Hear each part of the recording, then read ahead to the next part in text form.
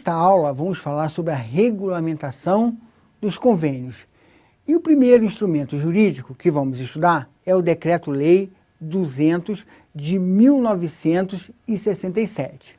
Bem, iniciamos esse nosso estudo falando que a competência legislativa, ou seja, para elaborar leis, para editar normas gerais, é da União. Isso está presente no artigo 22, inciso 27 da Constituição Federal. Agora, a elaboração das normas específicas cabem aos demais membros da Federação, Estados, Distrito Federal e municípios, que não podem ditar sobre normas gerais, apenas sobre normas específicas. Isso quer dizer que caso os Estados, Distrito Federal e municípios elaborem normas gerais e não específicas, o ato será ilegal. Esse Decreto-Lei 200 foi recepcionado pela atual Constituição Federal e ele estabelece diretrizes para a reforma administrativa através de um princípio que vai direcionar a atividade administrativa federal. Que princípio é esse? O princípio da descentralização. Esse princípio vai estar previsto no artigo 10 desse decreto e dispõe que os convênios seriam a forma de descentralização de atividades da administração federal para as suas unidades federadas, sendo que a descentralização ocorreria em 3 planos principais. O primeiro, dentro dos quadros da administração federal, distinguindo-se os níveis de direção e de execução. Segundo, dentro da administração federal para as unidades federadas, quando estiverem devidamente aparelhadas e mediante convênio. Terceiro, dentro da administração federal para a órbita privada, mediante contrato ou concessões. O parágrafo 6º deste mesmo artigo dispõe que os órgãos federais responsáveis pelos programas deverão conservar a autoridade normativa, exercendo o controle e a fiscalização sobre a execução local, condicionando a liberação dos recursos ao fiel cumprimento dos programas e convênios.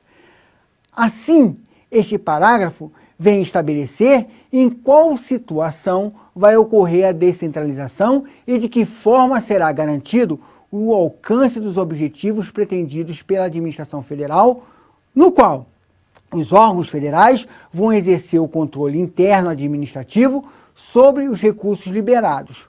Portanto, de uma forma resumida, temos que este decreto, além de falar sobre descentralização, também nos informa que o instrumento dessa descentralização é o convênio. Vejamos aí o artigo 10 em tela, por favor. Olha lá, a execução das atividades da administração federal deverá ser amplamente descentralizada. Parágrafo 5º. Ressalvados os casos de manifesta impraticabilidade ou inconveniência, a execução de programas federais de caráter nitidamente local deverá ser delegada, no todo ou em parte, mediante convênio, aos órgãos estaduais ou municipais incumbidos de serviços correspondentes.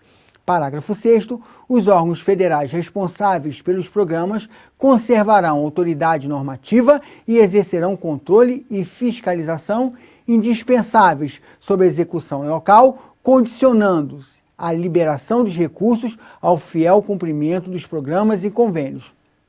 Voltando aqui para nós. Os convênios também vão estar dispostos no artigo 241 da Constituição Federal. Este artigo dispõe que os entes federados podem disciplinar sobre consórcios e convênios de cooperação entre a União, Estados, Distrito Federal e municípios, autorizando desse modo a gestão associada. Coloca, por favor, o artigo 241 em tela.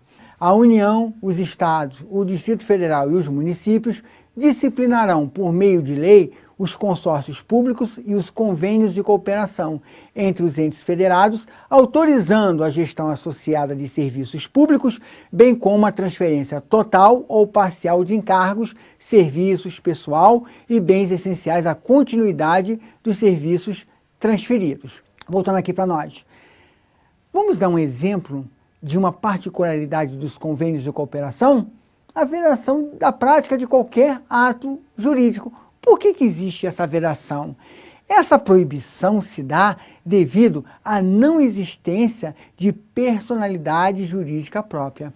Olha aí, em relação à gestão associada, nós devemos observar o que o conteúdo do convênio de cooperação, o seu objeto, o planejamento, a regulação e a fiscalização, os direitos e obrigações dos partícipes com atribuições comuns. E o princípio da descentralização política que está previsto neste Decreto-Lei 200, por meio dos convênios e dos consórcios públicos, vem autorizar a transferência total ou parcial de encargos, serviços, pessoal e bens que são essenciais e destinados à continuidade dos serviços que foram transferidos. Vamos continuar a falar desse assunto na nossa próxima aula.